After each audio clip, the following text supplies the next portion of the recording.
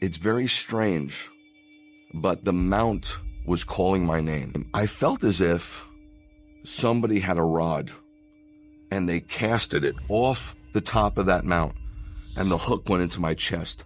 And I get up to the mountain, and I got out of the car, and I ran to this covering, and there was a plaque, and it said the Basilica to the Transfiguration. And I heard a voice, and the voice said, "Come away and pray with me." But I didn't know how to pray. So I emptied myself and closed my eyes. And I saw a vision. And I saw the eastern sky open up. And I saw somebody come out of that eastern sky. And it came down and descended, and his face shone like the sun. His clothes was white as light. Wow. That sounds, that's amazing, you all. That's absolutely amazing. Welcome back, warriors. It's me, Linda B. Thank you all so much for joining me here today. Today, I have something different. It is one for Israel. And these are Jewish people who have come into the knowledge, the saving faith of Jesus Christ. And here we have a rabbi who I know very well. His name is Rabbi Greg Hershberg, and I attend this Messianic synagogue in my hometown. And this place is amazing. It's beautiful. It's like a tapestry of what I believe heaven will look like, with a diverse crowd. It's just very, very beautiful. But before we get back to the video, don't forget to like, comment, share, subscribe if you haven't already. And please remember to hit the notification bell. Also, you can find me on Rumble, ChatWithMeLindaB. Now, let's get back to the video. Shalom. My name is Greg Hershberg. I live in Georgia currently, born and raised in New York City. 64 years old. When I was a little boy, I was raised in a very Jewish family.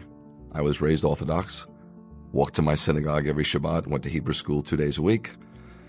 It was pretty austere. My mom sat behind the curtain. My dad wasn't too into it, as I could tell, but he loved my mom, and my mom was Orthodox, so he went along with it. I knew I was a Jew, and there's something special about being a Jew. A Jew isn't just a religion, it's a nationality. When I'd be hanging around with friends and somebody say, "I'm Puerto Rican," or "I'm Italian," I'd always say, "I'm Jewish." But then I got to a point, there was so much anti-Semitism in the Bronx that I didn't want to be Jewish anymore. I'm not so sure I was ever tied into Judaism, to be honest with you. So I got pulled into some Eastern cults. I got very involved in martial arts. Martial arts sometimes is just not a sport, it's a religion. And I had somewhat of a cult leader, and he started to teaching us about the Kundalini energy and sun postures and meditations, and I was kind of into it, but it was a little confusing. Well, lo and behold, I married this swimsuit model, and we were thinking about where to go on our vacation, our honeymoon. And this cult leader, if you will, and I don't know what else to call him because it was a cult, he said, "You need to go to Israel." And he was so influential in my life, such a powerful influence, that I thought, Israel? I'm thinking Jamaica. I'm thinking on the beach. To be honest with you, I'm thinking about partying and getting high and just laying out. I'm not thinking Israel. I had no desire to go to Israel, but there was such a pull on my life.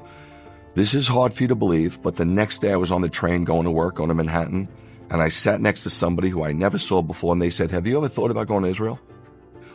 So I'm not the sharpest tool in the shed, but I'm no bowling ball either. So I decided maybe I should go to Israel. But I was so convinced that I was going to have a lousy time in Israel that I put a week of the Greek Isles on the back end of the trip.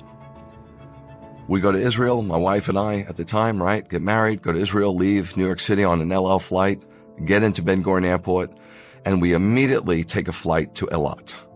I was scuba diving in the Red Sea. We were water skiing on top of the Red Sea. We were going out to restaurants, partying, dancing, having a great time. Then we came to Jerusalem about 5 days later. There's an Armenian corner and a Christian corner and a Muslim corner, and it was shocking to me. And I didn't really enjoy it, but we went out to some great restaurants. We just saw some sights on our own. We're having a pretty good time, but I'm thinking, I got to get to Greece. Well, we had 1 day left. 1 day left to the trip. And I said to my wife, let's get a car and let's go up north. And so she said, why? I said, I don't know. She goes, no. She goes, where do you want to go? I said, I remember hearing something about a place called Tabor, a mount where something pretty special happened. Let's just go there. So we drove up, and we didn't know where we were going, so they were hitchhikers. It was 1989. So a guy was hitchhiking, and so I took him where he was hitchhiking, and I look over to the left, and I see this mount. And it's very strange, but the mount was calling my name. And I felt as if somebody had a rod, and they casted it off the top of that mount, and the hook went into my chest. And as I'm driving up, I got a little exasperated. So in reality, we're looking for this transfiguration mount because something happened there, right? And I get up to the mountain, and I got out of the car, and I ran to this covering, and there was a plaque, and it said the Basilica to the Transfiguration. And I heard a voice, and the voice said, come away and pray with me. But I didn't know how to pray. So I emptied myself and closed my eyes, and I saw a vision. And I know that sounds weird, but people all over the Bible saw visions. And I went to a trance-like state. And I know that sounds New Age, but Balaam went into a trance-like state in the Bible. And others have. And I saw the eastern sky open up. And I saw somebody come out of that eastern sky. And it came down and descended.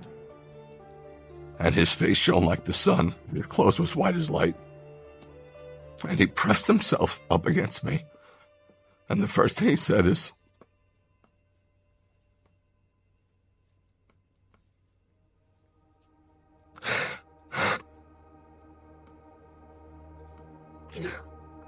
I love you. And I remember crying for a really long time. My wife says maybe it was about 20 minutes. And I looked back, and it wasn't tears of joy, and it wasn't tears of pain. It was like a sanctification. It was like a cleansing. Like all the crap, all the Eastern thought, all the nonsense, all the religion just came out of me. I didn't know anything about the Holy Spirit. I didn't know that God can enter your heart and live in your tabernacle. So I thought God was on the mountain. And I remember talking to God and saying, I'm so sorry that I have to leave. I don't want to leave. But I hope one day I can come back here. 2 kids from the Bronx, punk kids from the Bronx, go to Israel on their honeymoon to party. And we come back born again, saved, knowing Yeshua as our Messiah.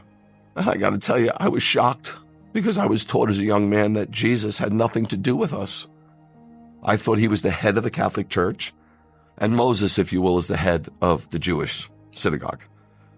But then I turned over this New Testament expecting to see something really Christian, something hardcore Gentile, and said, this is the genealogy of Yeshua the Messiah, the son of Abraham. I'm like, what? I'm in shock. The son of David. I'm in shock. I'm reading this genealogy, and it's purely a Jewish genealogy. I get into the other parts of the gospel, and I see he's circumcised on the 8th day like me. His mother goes through purification rites, Tohar, like my mom. He has a Pinyan Haben and dedicated, like I was. Man, I can't believe it. So to this day, when they say to me, Rabbi Greg, Jesus was Jewish, I'm like, what's with the past tense? It doesn't matter, but that's a fact. And the crazy thing is, I was secular, right? How did Jesus, the head of the church, bring me back to my Judaism? So if you believe in Yeshua, you don't become less Jewish. You kind of become more Jewish. Jesus never gave up being Jewish. He's born a Jew. He was raised a Jew. He was Torah observant. He died a Jew. He was buried a Jew. He rose a Jew. He ascended a Jew. And he's coming back as a Jew. I never look back. I'm so thankful for what God has done for me. I feel so free. I feel so alive more than I've ever felt. And you get to a place, man, when you meet Yeshua, where he becomes enough. And I'm here to tell you, if God isn't enough, nothing will be enough. You'll search and search and search the world over. You'll go from one high to the next. You'll go from one thing to the next. But when you meet him, all bets are off. It's done. The search is over. Wow, guys. I can't help it. I tear up whenever I hear that testimony. It is so powerful. And I know Rabbi personally, and he is an amazing man of God. He is an amazing man of God. He has been through so much. He has almost died several times. And God has allowed him to still live. I mean, literally the most, I just can't believe that I go to a place like this, and I am so blessed. I really am. And I just love it there. The people are loving. We get along. And he preaches the true, unadulterated gospel. You know, you got some people in my hometown that can't believe a Jewish man is born again, because some people are anti Semitic in the church. They have a replacement theology that they teach, which is demonic. And if anyone is teaching that or believe that, that is the spirit of the Antichrist. People don't know that, but it is, because Jesus is Jewish. So if you hate Jews, then what are you saying about Jesus if he's Jewish? He is Jewish. So we got to know the truth and not go along with this demonic theology that is rampant in some places. Not all churches are of God. Not all churches are of God. That's just true. They're not. And we have to be very prayerful about where we attend. I used to attend a place that was like a little soft cult, and they would preach things that weren't correct. And when I spoke to my former pastor and talked to, Rabbi Greg, then some of the things were different, like whether a woman should preach, be a pastor or leader over a congregation or not, or is it okay to drink alcohol, or you can't have any at all. And there were some differences in what they taught. And where I attend, only the men are preaching, only the men are rabbis. And, according to the word of God, this is how there's an order of things. And, when I studied the Bible and prayed and I asked God, this man of God is saying this man of God over here is saying something else. I said, God, but what do you say? And God showed me that what Rabbi Greg preaches actually lines up with the Holy Bible. So that being the case, I felt like God was saying, I want you to leave over here and go over here. That's how I took it. And I've been blessed ever since. I don't deal with jealousy issues from the women. I don't deal with people trying to control me and humiliate me and embarrass me and bring up my past. I don't deal with that kind of stuff. But it gets a little emotional. And, I just really wanted to share that with you all. I really wanted to share that with you because I felt like it's just a beautiful testimony. I just felt like it's just so encouraging. And one for Israel is amazing. I've donated to them. And we're talking about the children of Israel, Jewish people coming into the full saving faith of Jesus, Yeshua. And that's awesome. And we as believers who are not Jewish, who are Gentile, and that's not a bad thing. We're just not Jewish. I'm not Jewish, not that I know of. We should embrace them. They're our brothers and sisters in Yeshua. You all be blessed. Love God, love your families, these United States of America. And as I always say, march on, warriors.